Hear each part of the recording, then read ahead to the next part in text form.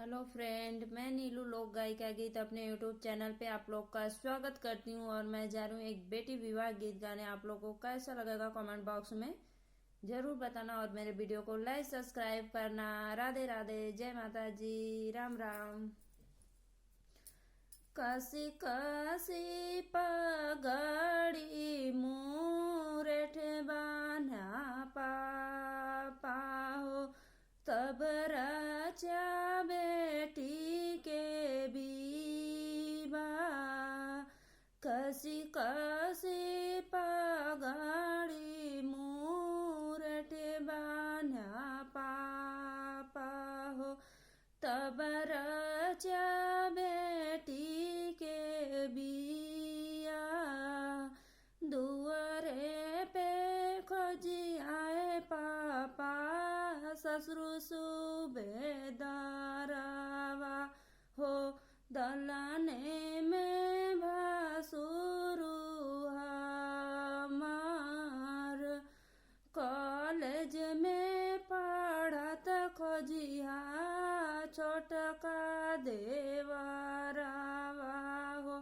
Service में अपन दामाद, आंगने में खोजिया पापा, तुलसी चाऊ तरवा हो। रुपया बारह लसाना सर, आंगने में खोजिया पापा, तुलसी चाऊ तारवा हो।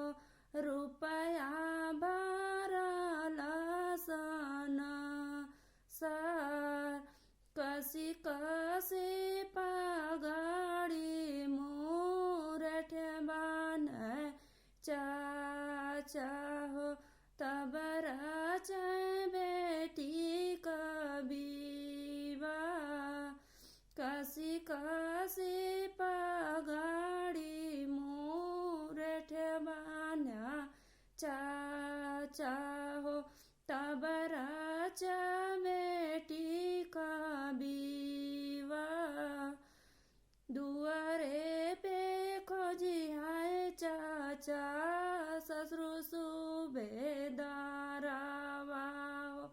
दलाने में भासुरु हमार, कॉलेज पढ़ता खोजिया छोटका देवरवा हो।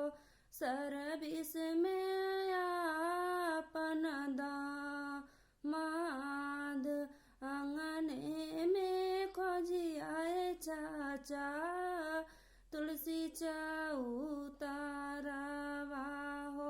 रुपया बारह लसाना सार, कसी कसी पगड़ी मुरठ बान्हा भैया हो।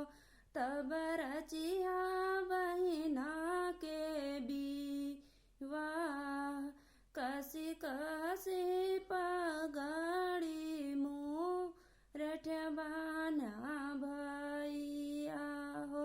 तब रचिया बहिना के विवाह, दुआरे पे खोजिया भैया, ससुर सुबेदारवा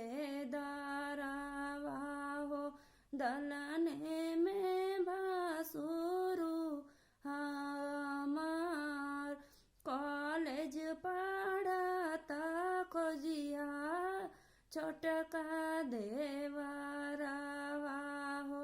सर्विस में अपन बहनो, कॉलेज पढ़ता खोजिया छोटका देवरवा हो।